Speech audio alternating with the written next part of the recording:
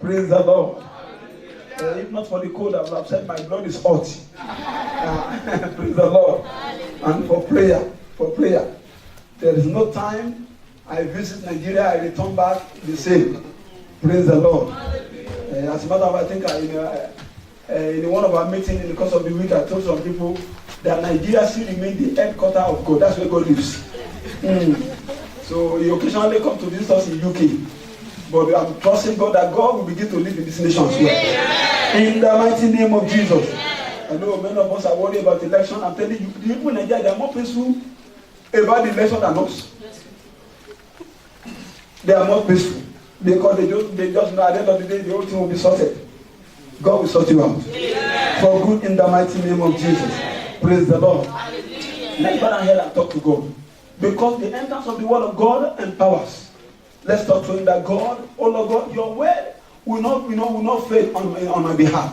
Will accomplish every good purpose. Can you talk to him? That God, as we look into your word, listen to your word, oh Lord God, for the fact that God, oh Lord God, your word will do that.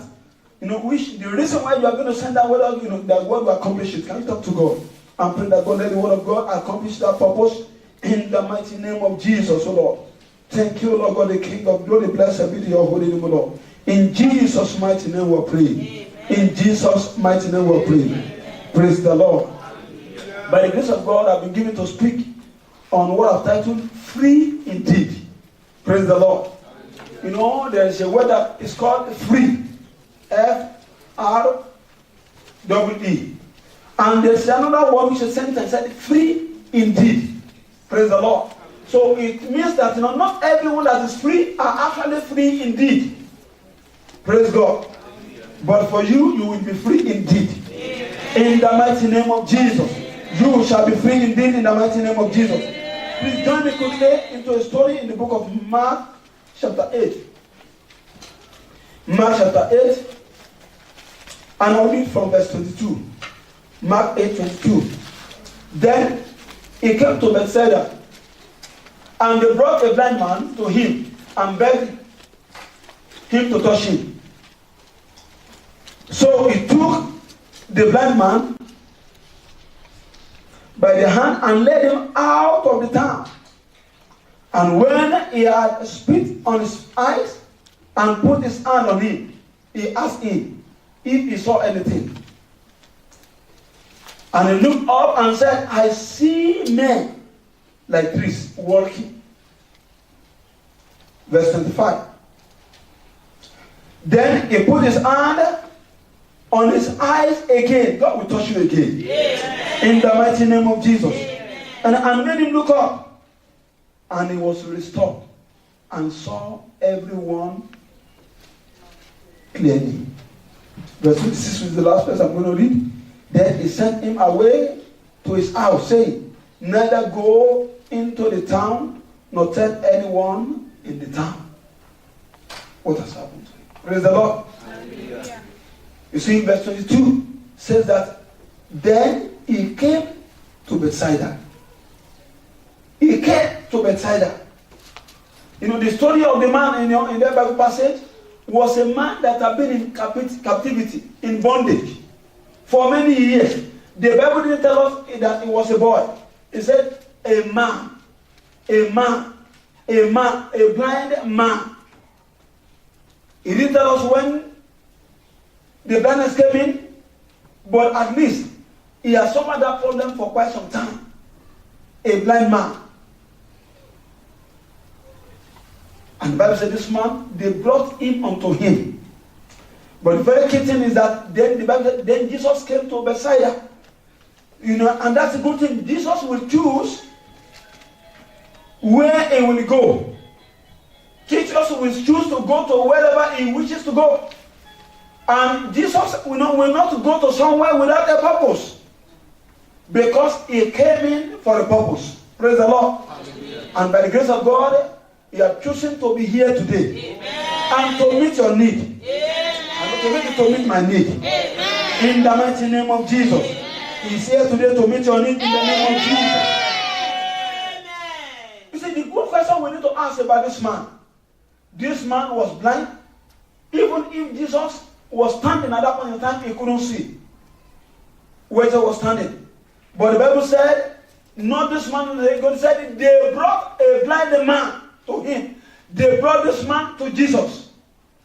This man, because he couldn't see, couldn't have gone to Jesus by himself, but they brought him. They brought him. They brought him. And the question is, who are the people around you? Who are the people around you? Who are the people around you? This Bible makes us, the story we read, it makes us understand that the people around this man, they were good people. They are the people that they just want him here. They want, they want him restored. They were looking for every opportunity, and they saw Jesus coming around. And they brought him. Not that only they brought him to abandon him. Praise the Lord. Hallelujah. Like the story of a man some years ago in Nigeria, in the redemption camp, that's the headquarters of this mission. They brought him from far away. I think it was blind. They brought him. And because of the crowd, there was no way they could take him to the front where they're going to pray for him. And when the service started, those people, they said, we want to go to where, they will pray for us as well. They left him. And they went away. They went right inside the crowd. And where the man sat down, he prayed to God and said, God, I wish, you visit me where I am. There's no way I could get to the front where, men of God will lay hand on me. And after some time, God spoke to our general overseer. There was a man in the crowd. We are talking about a crowd of millions of people. Saying that, God, how I wish you meet me. That nobody to help me to come to the front where they can pray for me. He said, God will meet you. And within a few minutes, God made this man. All of a sudden, he could see. And he rose up. And he went into the crowd. And he saw one of the people that brought him. And he tapped him. And the fellow looked and said, we thought we left you behind. But from behind, you got what belongs to you. I pray wherever you are today, you will get what belongs to you. In the mighty name of Jesus, you will get what belongs to you in the mighty name of Jesus. You see, this man could not see, but was led to the right place at the right time. And he was led to the right person, Jesus Christ of Nazareth, the man that was going about to doing good. That will do you good today. In the mighty name of Jesus. You see, he was led. And that happens to be by the people around you. Praise the Lord. Hallelujah. They solicited on his behalf. They begged him. And the Bible said in verse 23, it said, so he took the blind man by the hand and led him out of town.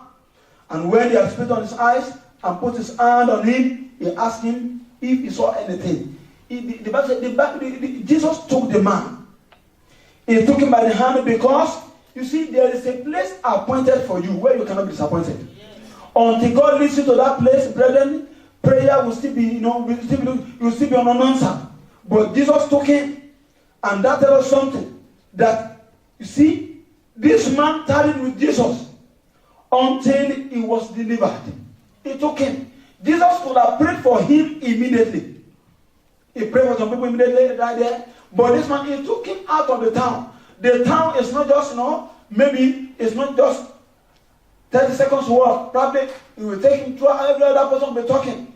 Jesus along the way will be healing other people, and he was not in at that point in time. But he took him out of the town. Out of the town, where he did what is meant to, to be done to him. And this man started to see. Praise the Lord. I pray God will open your eyes of understanding. Amen. In the mighty name of Jesus. Amen. Brethren, and after Jesus, spit on his eyes and asked him, what do you see? The man said, I saw men walking like trees. Brethren, men are not trees. Thank God this man didn't have cutlass. Would have cut people down. And said, I said, now, trees are walking. They shouldn't be walking because he saw something different. And that is one thing we need to learn. Brethren, there is difference between positive conversion and the truth. The man could have confessed that, yes, I saw, I can see, I'm seeing. But when it was before his maker, he told Jesus exactly what he saw. And after that, there was second touch. I know, for God to have brought you here, that has been the first touch. God will touch you again. In the mighty name of Jesus, and bring perfection to your life in the mighty name of Jesus.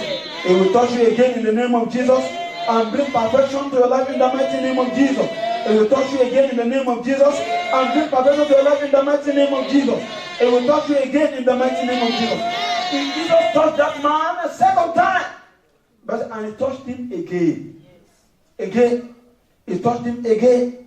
He touched him again. That's verse 25. He put his hands on his eyes again. And he made him to look up. And was restored and saw everyone clearly. Brethren, if the vision of your life is not clear, brethren, you run after many things. If the vision of your life is not clear to you, if you don't know where God wants to lead you, you go after everybody. You do everything. If this will work, if that will work.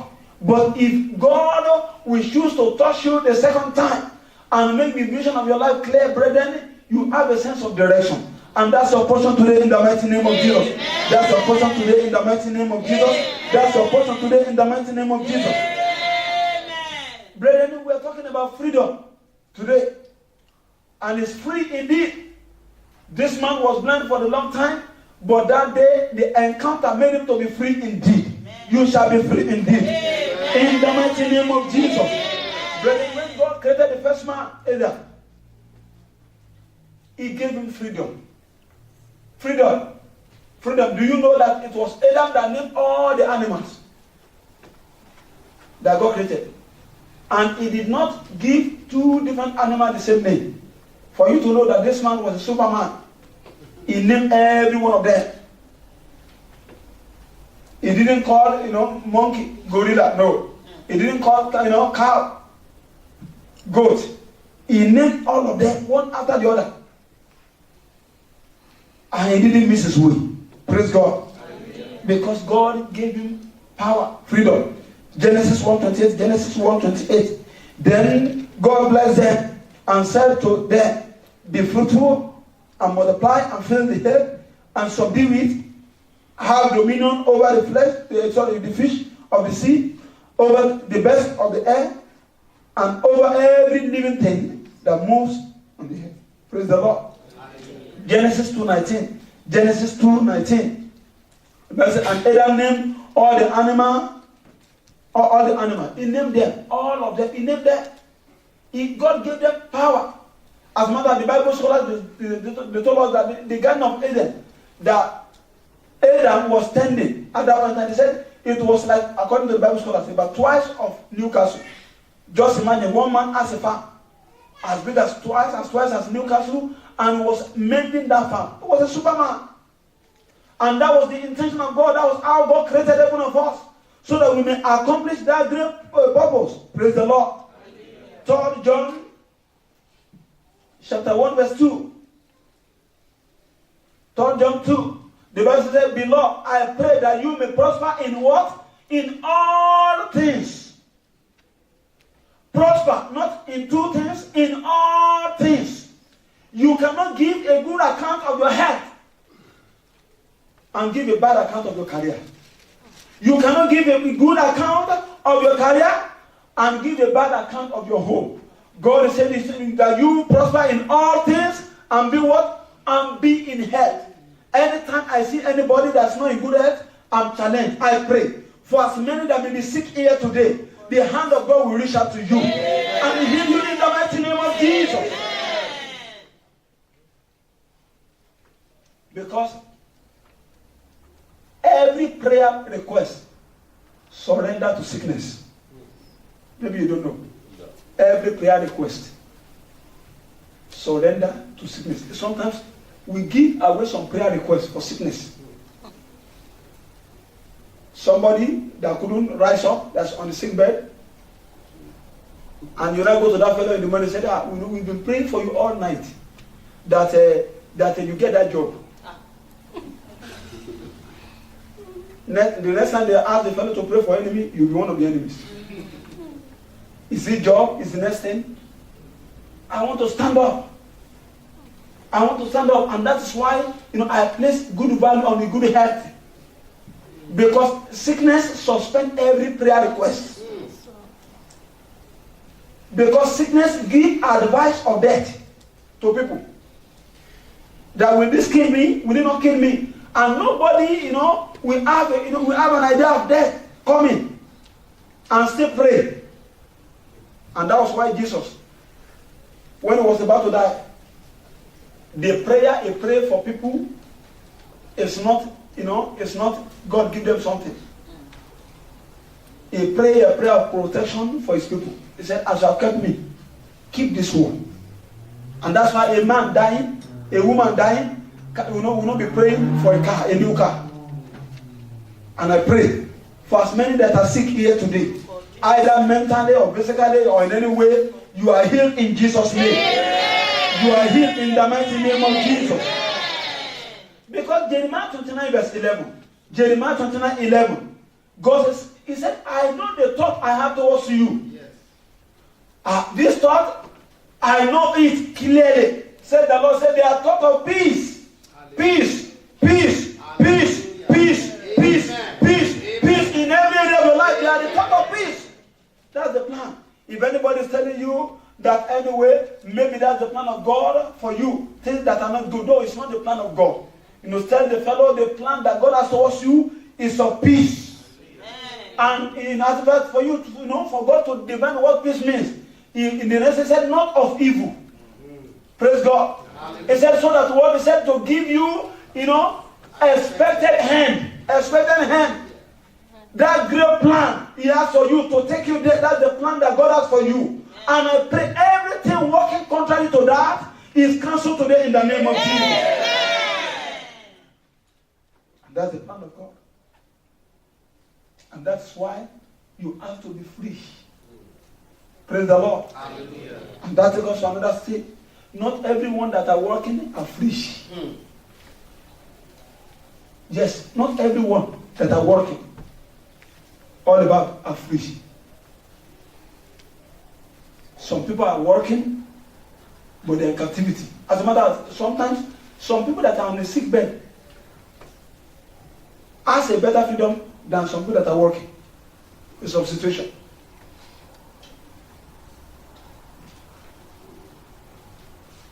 And that's why freedom is key. Freedom is key. There is a lot of things you will never do. You cannot do until you are really free. There is a lot of places you cannot be until you are free. There are some things you cannot achieve until you are free.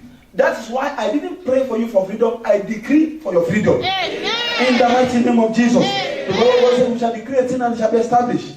And I pray in any area you need to be freed, so that you can enjoy the fullness of God. You shall be free in Jesus' name. You are free in the mighty name of Jesus. Brethren, what is freedom? Freedom is not autonomy. It's not doing what you feel like doing without any constraint. But that's what some people term freedom. Freedom is, they call us one freedom of speech. You can go out to start to say jargons. Oh, freedom to do, I just want to be free to do everything. No, that's not actually freedom. That's not freedom. It's not for you to do what you feel like doing without any constraint. Oh, if you feel like killing yourself, just go and do it. Now there was a time, I don't know if they actually passed the bill. Some people are, they want to seek help to die. They want to be able to tell their GP to kill them. And imagine, I thank God we have doctors in the house. They come to me and say, Pastor, 3 people came to me last week to kill them, and I killed them. and all because of freedom. They want people to be able to decide. That's not exactly what freedom is. Praise the Lord. Because freedom involves structure. Freedom we're talking about here is involve structure. Structure in the sense that, bondage to Christ, which allow us to be free, to be what we are created to be. You see, every human being has something they follow. Thank God for social media. We know how we follow a lot of things over there. Every human being has something they follow. As a matter of fact, I reached a conclusion some years ago that every human being is a believer. And you want to tell me that, Pastor, what about people on the street that didn't want to accept Christ? No. It's only what they believe in is different from what you may believe in. But they're a believer. Every human being is a believer. Some years ago, I met somebody at Newcastle Center doing evangelism. He said, what do you look at the flyer? And I said, no. He said, I'm not a believer. I said, you're a believer. He said, what do you mean? And he made him to stop. He said, I tell you, I've never been to church and I've never been there. I'm not a believer. I said, you're a believer. He said, what do you mean? He said, I didn't believe in God. I said, yes, you believe. At least you believe that you don't believe in it. That's a belief. Praise God. What you believe in is what you don't know. In your mind, you believe that you don't believe in God. Aha, that's a belief. It's not that you are believing in something, but you are a believer. I said you got me. Praise the Lord. Hallelujah. God will set you free. Amen. In the mighty name of Jesus. Amen. Brethren, freedom is within the context of law. In some cases. But for us, we are not under the obedience of the law as condition of salvation. No, not under the law as a condition for salvation. Salvation is given to us by God himself. Praise the Lord. You know, you don't get saved because you're British. Or else many of us will not be saved. But salvation comes from him, God Almighty. And at the same time, brethren, we cannot talk about freedom without inner renewal. Freedom. As a matter, one of the best freedom is mentally. When you are awakened to the things that you are meant to know. But what God said, you shall know the truth. The truth shall do what? Set you free. No, I think the version I like said, it will make you free. Praise the Lord, not set. He said, it shall make you free. And that's why, you see, nobody can be captured. Can really be captured. Until your heart has been captured. No. If somebody tells you you are a victim, no. Until your heart is captured, you are not captured. And that's why God tells us to guide against our heart. Because out of it, flows distractions. Guide your heart. What you know, what to think, what you look at, what you meditate on, guide your heart. Out of it. You see, nobody will converse with their mouth that they are sick until they are sick in their mind. They have to be thinking about it. It's like what's happening is a sickness. And that's when that's after what they do, they can actually declare it. And that's why inner freedom is inevitable. Inner freedom is inevitable. Inner freedom is inevitable. For you to be free inside you is a key thing as a Christian. It doesn't matter what may be happening to the body, but inside you, until you agree that you are free. Brethren, freedom may be far away. Another thing quickly about our time. You see, we cannot talk about freedom. We can't talk about freedom without talking about captivity. Because until somebody is in captivity, the fellow will not actually need freedom to be free. Praise God. We cannot talk about freedom without talking about captivity. It is when we are constrained. It is when we are restrained. It is when we cannot do what we are meant to do. Then you begin to think, I think I need freedom. Praise the Lord. And the best way to be free is to remove every element of captivity. That puts you in the bondage, to remove that. To remove that. I asked a question some years ago. How many of us knows cobweb? You've seen cobweb before. How many of us? Only very few people. Cobweb. That spider, produces. If you don't want cobweb in your house, what do? You clean your house. You kill the spider. That's what you do. If you clean it, it will come do what? It will come back. If you don't want a cobweb, you kill the spider. That's why some of us didn't know cobweb, because we've never seen spider for a long time. Praise the Lord. Hallelujah. And that is why every element of captivity must disappear. Amen. In the mighty name of Jesus. Amen. They must disappear in the mighty name of Jesus. Amen. Brethren, you see, knowledge on its own cannot make you free. Knowledge is good, but knowledge on its own cannot make you free, but until you apply it. Until you apply knowledge, brethren, freedom is far away. Because not everyone that knows the truth actually do it. Not everyone that knows the right thing to do actually do it until you apply knowledge. Freedom will be far away. Hosea chapter 4 verse 6. Hosea chapter 4 verse 6 is the scripture we quote almost all the time as Christians. The Bible says, my people are destroyed for what? For the lack of knowledge. That's where we stop. My people are destroyed for the lack of knowledge. But if you continue, he said, because you are what? You have rejected knowledge. Not that knowledge is not available. We reject it. He said, I also will reject you from being a priest for me. You have rejected knowledge, which means knowledge on its own cannot deliver until we apply it. Until we apply it. The word of God said, for those that know the right thing to do and do not do to them is a sin. Until we apply knowledge. I pray as from today you begin to apply knowledge. In the mighty name of Jesus. You will begin to apply knowledge in the mighty name of Jesus. Because wisdom is provided in all things. Hallelujah. And captivity, is condition of being in prison or confined in a place. That's captivity. It will keep you down. It won't allow you to go far the way you are meant to go. And let's look at some of the sources of captivity.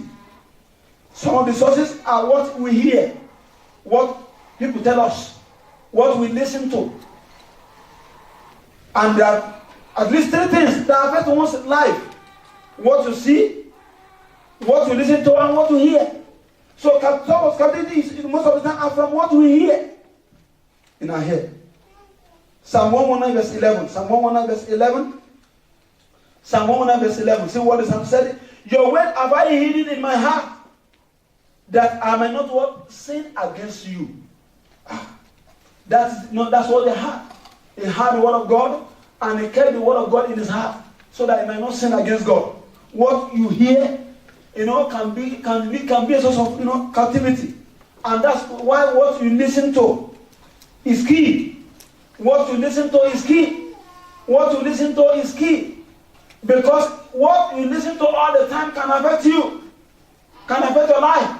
The kind of song you listen to can put you into captivity, can put you into bondage. Even the people you listen to can be a source of problem. And I pray God help us in the mighty name of Jesus. Another thing is what you read. What you read.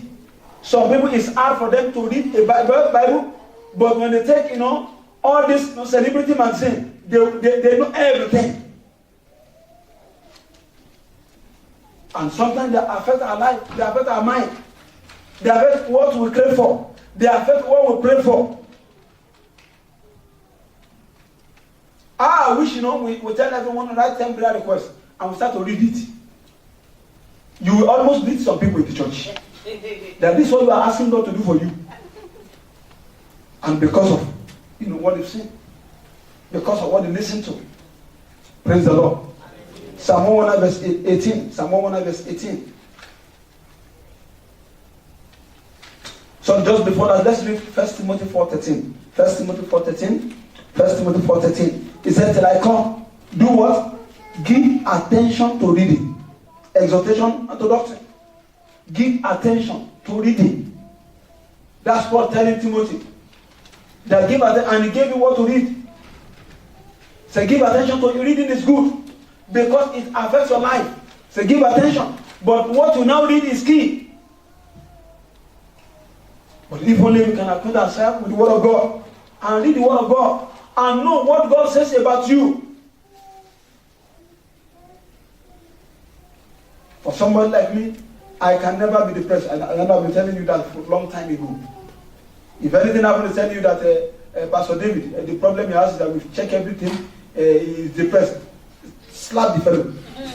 When I recover, I will fight with you. I will join you to fight, because I can never. And I studied the word of God. I studied the word of God to reach that stage that no, not depression. Because until you are oppressed, you cannot be depressed. And I will not subject myself to oppression. To the extent of I've been subdued to depression. And I pray for anyone here that might have been depressed. I pray you are delivered in Jesus' name. Amen. You are released in the mighty name of Jesus. Amen. You are delivered in the mighty name of Jesus. Amen. And brethren, what you see can put you into captivity. What you see. You know, some people you don't want to recover their laptop and see the images. Their phones. Even some people you don't want to enter their room and see naked pictures they put on the wall. What you see can affect your life. Can put into bondage. That is how some people they end up, being a pedophile. Pornography. And it started little by little. You're doing something on your laptop, something pop up. You delete it. This bad image. Another time pop up again, you delete it. Another sometimes, what is this rubbish self? You look at it. And after some time, you now begin to crave to see it again.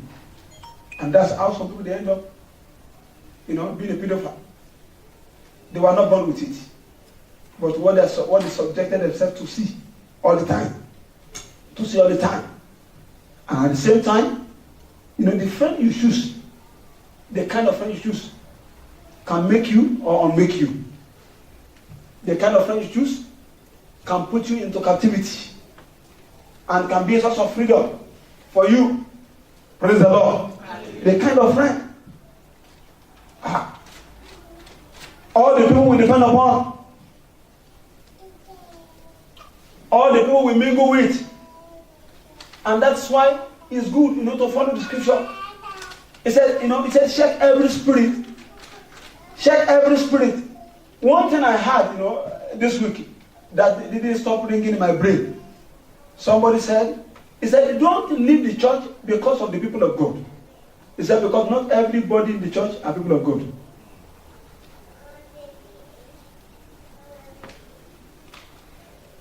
Friend, the people we mingle with, they can affect us. They can put us into captivity. Because any friend you cannot change will change you. Two people walking in opposite direction, one is meant to affect the other. And that's why the scripture made it clear that we should not be unequally you with unbelievers. The kind of friend we choose is key. Even in the church, the kind of friend we choose. I remember some years ago when I just got married and I sampled all the families in the church. In our church, they're not in this church. I wasn't the pastor there. And myself and my wife, we sat down, we studied there. And we said, okay, these are the people we are going to move along with. We know some of them that, I remember in those days, they started to teach all the young ladies that are married there. Oh, don't have joint account with your husband. Don't do this, they are just to tell them a lot of things. I said, those people won't follow them. If it's not working for them, that doesn't mean it's not going to work for us. But they want to rule our destiny based on their life, what they have encountered. Thank God we still keep the same joint account, and there was no problem after 14 years. Brethren, we need to sample, every opinion, and at the same time too, family background can put us into captivity. Family background can put us into captivity. Some things could have happened in our family. It's just that sometimes we are careless as Christians. We don't check things. We don't check occurrence of things. And thank God for medical experts. When you go to them that something is wrong with you, they start to ask you a lot of questions. On occasion, they'll be asking, has this thing happened to your mother or your father? You begin to think what you have not been thinking before. That's true. It happened to daddy. What about grandfather, grandmother? And they begin to, while you are telling them this happened to this, to that, they are thinking, is it genetic? Then how can we solve it? And the same thing in spiritual matters as well. If we can look at carefully, there are some things that they have been happening in our family. They are, happening in our family. If only we can sit down and think, this has happened, and thank God for the people of God. That's one of the things when we're in courtship. That's one of the things they tell us to look out for. Being in courtship is not just to go and, go to McDonald's, eat, and then go to cinema. It's not just only that. Ask questions.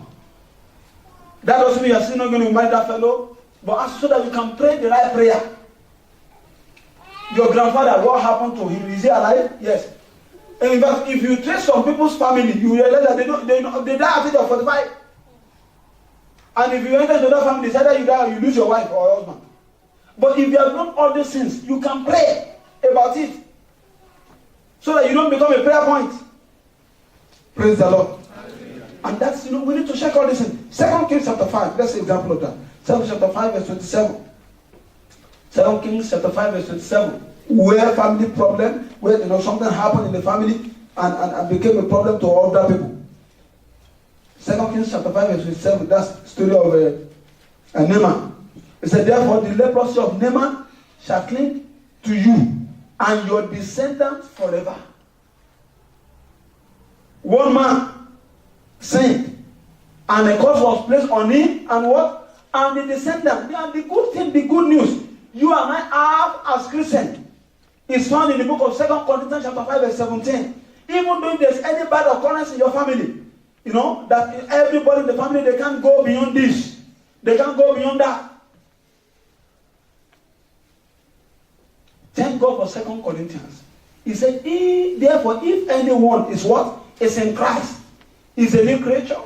He said, all things are passed away. Behold, all things are become new. All things have become new. All things have become new. Some years ago, one young man was misbehaving. And I thought, it would be my joy for this guy to die. Because if he goes this way, we die suddenly. And I got somebody that knows him. And the fellow shouted, this is family problem surfacing again. So this is what happened to his grandfather and to his father. And this young man is going towards the same trend. He said, Pastor, if only you can pray for him. He said, that what he's doing now, that's what the grandfather did. The father did. He said, they've caught up on this one again. And those are the people that can look at the lineage. I don't know what is wrong, with your foundation that's affecting your present so that the future will be destroyed. But by the power in the name of Jesus, I cancel them in the mighty name of Jesus. Every wrong influence, I cancel them in the mighty name of Jesus. I cancel them in the mighty name of Jesus. Let's rise up on our feet. Let's rise up on our feet, and we're going to cry to God and talk to God. I don't know area that you just think you need to be free.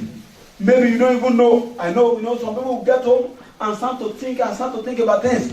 And realize that some things have gone wrong somewhere. But there's nothing God cannot amend. And whatever God needs to amend, you'll not go amend them. In the mighty name of Jesus. We're going to come to God and say, Father, in the mighty name of Jesus, all I need is freedom. Oh Lord God, set me free. Can you talk to God and pray? Set me free, oh Lord God. I don't want to be in captivity. Oh Lord God, I can't serve two masters together. Oh, I'm choosing to serve you, oh Lord God. Oh Lord God, I cannot serve any other God. Oh Lord God, set me free, oh Lord. Set me free, set me free, set me free. Set me free, oh Lord God, the King of glory. Set me free, oh Lord. Oh Lord God, the King of glory, set me free. Oh, set me free. Now the Lord is spirit and where the spirit of the Lord is, there's liberty. There's liberty. Pray that God set me free, oh Lord God. Oh Lord God, from everything, oh Lord God, from whatever. Oh Lord God, working contrary to your good will in my life, oh Lord God. Deliver me, oh Lord God, set me free, oh Lord God, Heavenly Father. Set me free, oh Lord God, set me free, oh Lord God. From every evil thought, oh Lord God, Heavenly Father.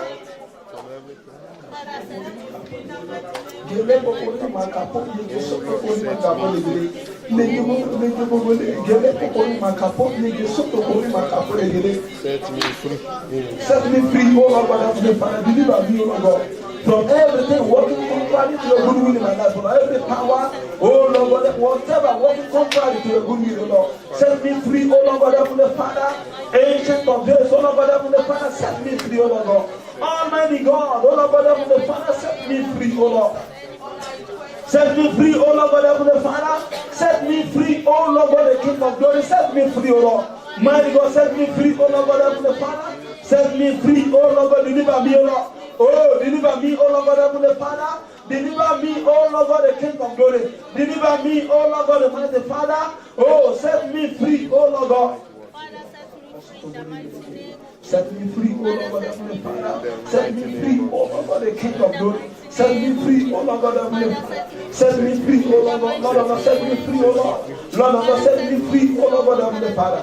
Thank you, Lord God, the King of glory. In Jesus' mighty name we pray. Amen. In Jesus' mighty name we pray. I had two things in my spirit, and we're going to sort out the first one before the second one. As I prayed that prayer, I had in my spirit that God is saying that some people, they are not mine.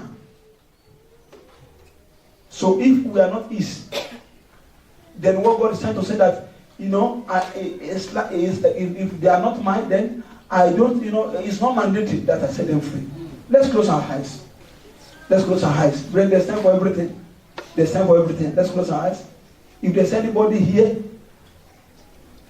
you don't give your life to Christ, or you give your life to Christ, you go away. That God can say about you that you don't belong to Him. That He doesn't, it's not liable for setting you free. So if you want to return back to Him, raise up your hand so that I can pray with you quickly. Before we pray the second prayer, you've gone far away from Him. You've gone far away from Him. God bless you. Raise up your hand quickly so that we sort out the first one before the second one for the other one. God bless you. So as you have raised up your hand, talk to God and pray and say, Father, oh Lord God, I'm returning back to you. If you are returning, you are not giving your life to me. Lord Jesus, I accept you as my Lord and Savior. Oh Lord God, Heavenly Father, have mercy on me. Forgive me all my sins. Oh Lord God, Heavenly Father, Almighty God, I accept you as my Lord and personal Savior. As from today, oh Lord God, take over my life. Oh Lord God, rule over my life. I can't live my life alone. Oh Lord God, Heavenly Father, I want to belong to you. I've discovered that, oh Lord God, probably I did not belong to you. That's why you revealed that. Now I want to belong to you, Lord God. Have mercy on me. Accept me, oh Lord God, Heavenly Father, and let your name be glorified. Thank you, Lord God, Heavenly Father. In Jesus' mighty name we pray. And I pray God will accept you in the name of Jesus. Amen. And you will not go back again in the mighty name of Jesus. Amen. And I want us to cry to God, Heavenly Father, every one of us. Let's pray unto God, Heavenly Father. And cry to God and say, Father, oh Lord God, you have the ability to set free. Oh Lord God, set me free, oh Lord God, today. You know that area you want God to set you free. That thing you can't tell other people, but you can tell God that God set me free, mention them to God. Are you engaging in pornography? Why can't you tell God that God set me free? Set me free, oh Lord God, Heavenly Father. Oh Lord God, are you not seeing evil thought in your heart? All the time, why can't you tell God and say, God, you can deliver me? Do you remember he set that man free? The man has been blind for many years, and God Jesus set him free. He can set you free as well. Pray that God set me free, oh Lord God, Heavenly Father. Lord of God, set me free, oh Lord. Set, oh Lord God, free, oh Lord God, Father. Mighty God, you have the ability to deliver. Oh Lord God, for this reason, Son of Man, my brethren, that he might destroy the work of Satan. Set your people free, oh Lord God, from every bondage they may be in, oh Lord God, Heavenly Father. Either generational bondage, oh Lord God, Heavenly Father, or the one they inherited, oh Lord God, the King of glory, the one they know happened to them by their fault, oh Lord God, Father, set them free, oh Lord God. Almighty God, oh Lord God, the King of glory, set them free, oh Lord God, Heavenly Father. Set them free, oh Lord God, the King of glory. Set them free, oh Lord God, the mighty God. Set them free, oh Lord God. Eternal rock of ages, oh Lord God, set them free, oh Lord. Oh, omnipotent God, set them free, oh Lord God, Heavenly Father. And the form of captivity, oh Lord God, the King of glory, break it, oh Lord God, to them, let your people be free, oh Lord. In the mighty name of Jesus, oh Lord God, set them free, oh Lord God. Deliver them, oh Lord God, and let your name be glorified, oh Lord. In Jesus' mighty name, we pray. Amen. Please, all eyes closed. No, there's no intention to embarrass anybody. All eyes closed. There's someone here today. Lately, you've been nursing suicide mission. You've been thinking about committing suicide. You've been nursing it, thinking about it occasionally. Lately, let's of your God will just want to deliver you. God want to deliver you. And here, lift up your hand. You've been thinking about that. I should just die. What else am I doing? All eyes closed. God bless you. Raise up your hand because God wants to deliver you. Because nobody will commit suicide and go to heaven. No. And devil just wanted to terminate everything. Raise up your hand. God bless you. God bless you. I want to pray for you. Because that thought will disappear. Amen. And will never come back again. Amen. Mighty God, thank you, Lord God. You can put down. Thank God for this one, so Lord God, Heavenly Father. Thank you for them, oh Lord God of glory. Thank you because when you reveal something, it's because you want to sort it out. Father, oh Lord God, the King of glory, you created us to live and not to die. That was the intention, that man will live with you forever. I pray for this one, oh Lord God, Heavenly Father, every thought, oh Lord God, of suicide, I curse them in the mighty name of Jesus. Oh Lord, because they are strangers, and the word of God said the stranger will hear the voice of the Lord and they will rush out of their hidden places. Every suicidal thought, oh Lord God, Heavenly Father, I command them to disappear in the mighty name of Jesus. I pray that God Almighty Heavenly Father will set this one free in the name of Jesus. If the Son of Man shall set us free, we shall be free indeed. Man, God set them free in the mighty name of Jesus. You are free from every suicidal thought in the mighty name of Jesus. You will not die but live in the name of Jesus. To declare the glory of God in the mighty name of Jesus. Father, let it be and let your name be glorified. In Jesus' mighty name we pray. In Jesus' mighty name we pray. Let us thank God. Let's give God all the glory. Let's appreciate God.